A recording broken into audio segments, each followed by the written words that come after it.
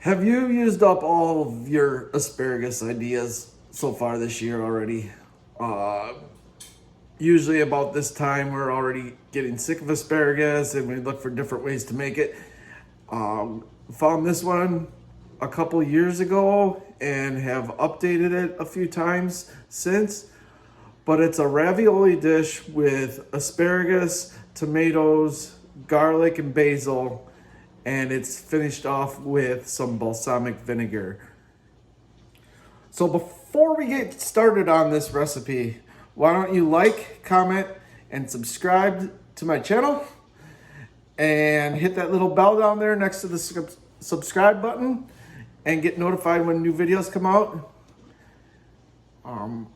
Let me know if you try this recipe and how it turned out. Also, the recipe will be on the farm's website, so you can head on over there. I will put the link in the description down below, and you'll find the recipe under the recipe section there. So let's get going on making this dish.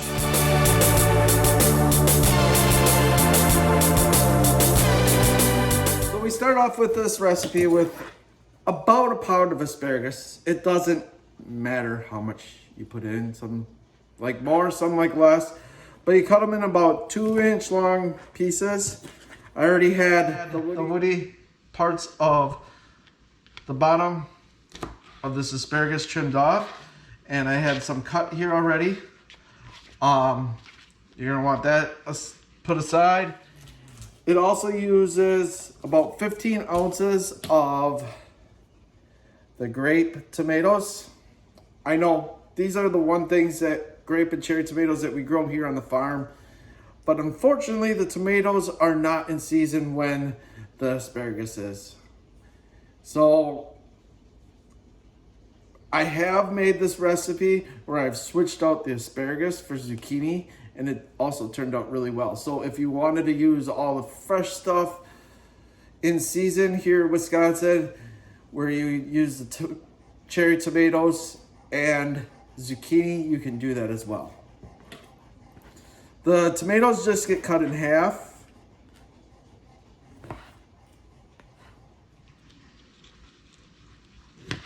So we get the tomatoes all cut in half. The main part of this recipe, the part that takes the longest, is prepping everything. When we get to prepping the basil and the parsley and the garlic, that's the part that takes the longest. Once you get everything prepped, it blows by in a hurry. So we are going to put the asparagus and the tomatoes to the side here, and we are going to cut up the basil and the parsley. So we need about a 1/4 cup of basil and parsley each. I just do a really coarse ribbon cut here, and then I come back the other way and cut it a little bit smaller.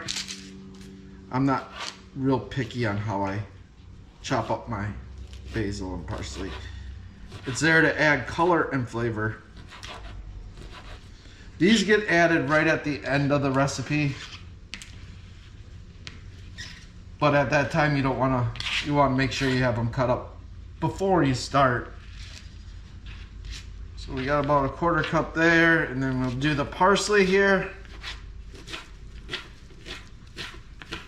Just a real quick chop on it.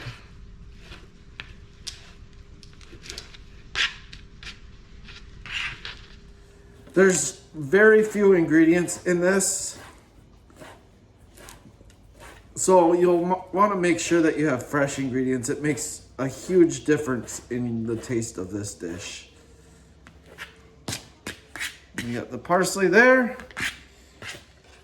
Now we just need to get some garlic ready. So what I do is I just give it a little smush to take the paper layer off. I don't have the fancy Pampered Chef one that you don't have to, where you can put it the whole thing in. So I have to take the paper off the outside before I put it through the press. I got 5 small cloves here, or small for our standards. And then we're gonna get the garlic press out.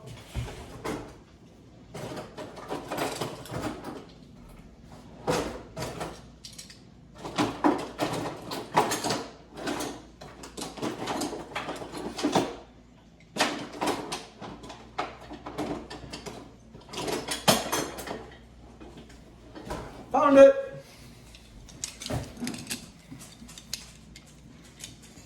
So we're just gonna run the garlic through the garlic press here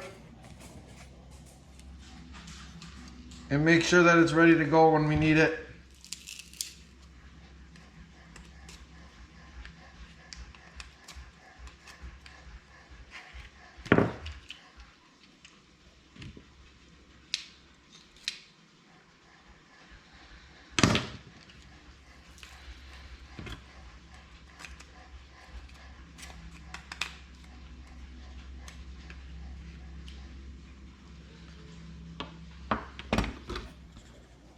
All right, so we are basically ready to start with the cooking now.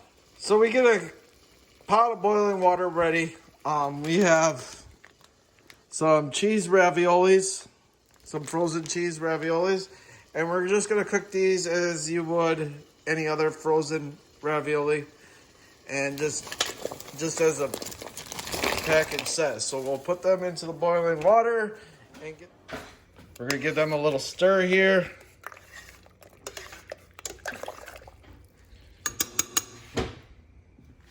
All right, so for this part, we're gonna get a non-stick pan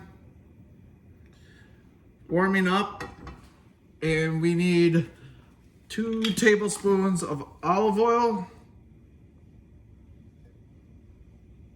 Get that in there, and 2 tablespoons of butter.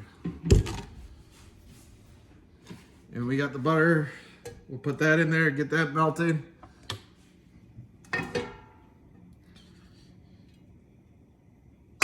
So we're gonna go on a medium-high heat on here. And we need to keep an eye on our raviolis at the same time. This gets a little hectic here because you have the ravioli getting done and you're cooking this at the same time. So what I try to do is get the ravioli done just as the asparagus is in there, and then finish out the other part once the ravioli is done. Okay, so now that the butter and olive oil is warm, we're gonna add our asparagus to it.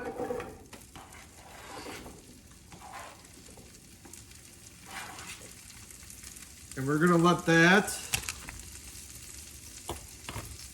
saute until it's soft for about 5 minutes or so. In that time, our ravioli should be done.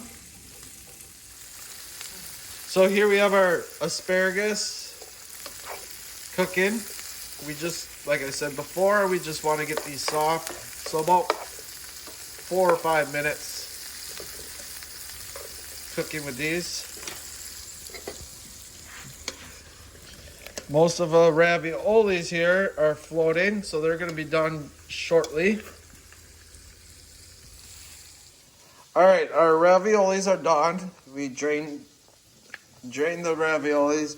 We're going to transfer them over to a bowl here.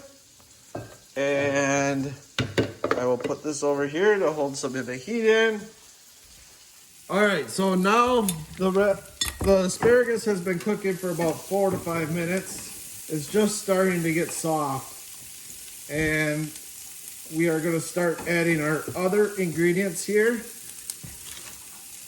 So here's where I add half the tomatoes. You can dump all the tomatoes in now. I like to add half and let them cook down a little bit further. It gives it more of a saucy, it makes more a little bit more sauce to the finished dish to have them tomatoes cooked down. And with the tomatoes, you're gonna add the garlic as well. So we're letting these cook for a minute or two. We're gonna let the tomatoes cook down a little bit and soften up and release some of their juices. And we're gonna let the garlic become fragrant, which it really is. It's too bad that the smell can't come through YouTube here. I think the YouTube creators should work on that. I'm gonna add the rest of the tomatoes. The reason I didn't add them all at the beginning is like you want some to hold their shape. You know, you just want them warmed through. And we'll give that one another minute of cook time to warm them up. As you can see here, some of the tomatoes have cooked down, they've lost their shape, and began to spread a little bit of their juices over the top of the asparagus, while the other half are still holding their shape and staying in the halves. So this has been about a minute now, and right now we're going to add the balsamic. So here's what it looks like after the balsamic is all in. We have the bright tomatoes, the green asparagus, and the dark balsamic vinegar all mixed together. The smell is amazing. And we are going to continue this dish by mixing it in with the ravioli and adding the last few ingredients, and then we're pretty much done. So now we're going to take the asparagus and tomato mixture and we're going to dump it right on top of the raviolis.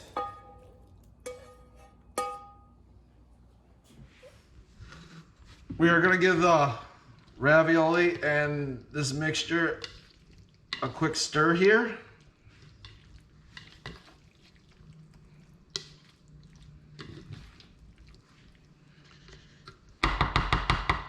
And at this point, we're going to add our basil and our parsley.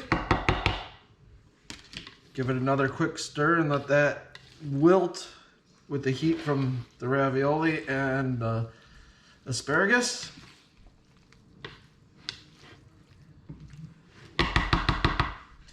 And now we're going to add some walnuts. We're just going to sprinkle the walnuts on top of here. Again, no measuring, I just do what I think. Give it another quick stir, and we are going to be ready to plate this. We're just going to dish up a little bit onto the plate here.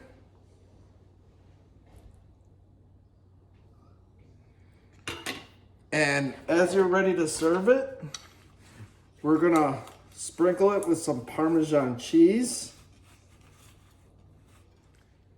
So I got this Parmesan cheese from the Cheesery. They are located in Illinois. Mary Pat is actually from Wisconsin, and she moved down to Illinois when she met her husband. It's wonderful cheese. You can find her on Instagram at Millennial Farm Life and at Cheesery. Give her a follow. Check out her website. She ships the cheese to you. It's good, and it's from Wisconsin, so of course it's good. So here we are. This is the finished meal. It's a ravioli with tomato, basil, balsamic, asparagus.